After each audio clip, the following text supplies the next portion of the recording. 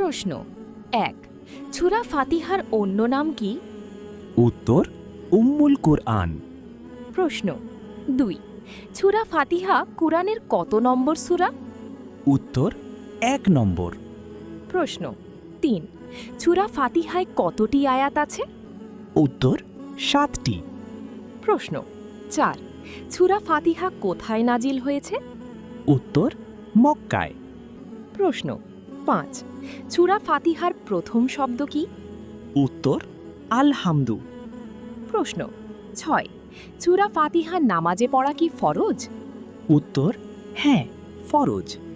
প্রশ্ন ৭ সূরা ফাতিহায় কার ইবাদতের কথা বলা হয়েছে? উত্তর একমাত্র আল্লাহর। প্রশ্ন ৮ সূরা ফাতিহায় সরল পথকে কি বলা হয়েছে? উত্তর সিরাতুল মুস্তাকিম। প্রশ্ন ৯ সূরা ফাতিহার শেষ শব্দ কি?